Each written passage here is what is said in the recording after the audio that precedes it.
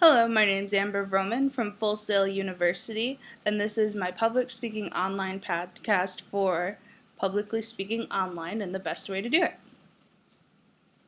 The 3 video examples I chose were by a girl named Lacey Green. She often does YouTube videos that cover topics such as religion, politics, and gay marriage. Lacey uses all 3 of the ethos, pathos, and logos. She especially uses pathos. She's very passionate when she talks about subjects such as religion and has the ability to move her audience with her passion.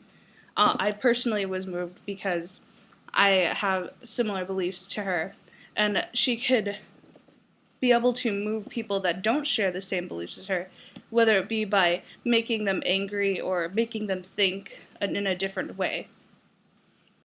When you're publicly speaking on video and when you're publicly speaking to an actual audience, it's 2 very different things.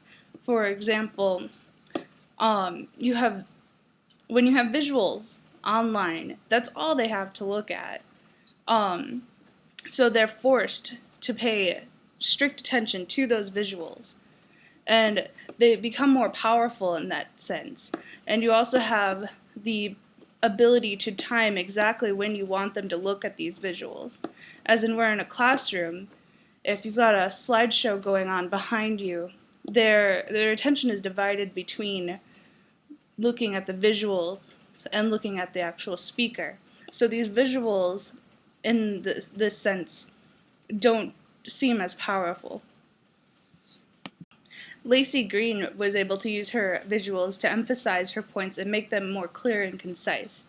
She didn't always have an actual slide that would take over the whole screen, but she would take a piece of paper and put it in front of the camera so that's all that you could see. Another difference between doing a video podcast and speaking in front of an audience is you have time to edit when you're doing an online podcast. Lacey Green also used Reynolds' tip for storytelling very well. I think she was able to make her stories not only interesting and logical, but her stories were very funny, amusing, and at times very emotional. When you create a video podcast, it's very important to consider the position of your camera, the lighting, and your background, and also your attire and your language.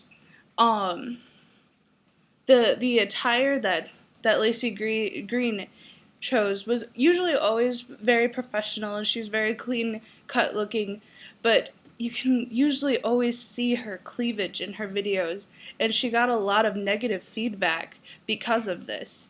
And the point of her videos were lost to those viewers that were distracted by her cleavage.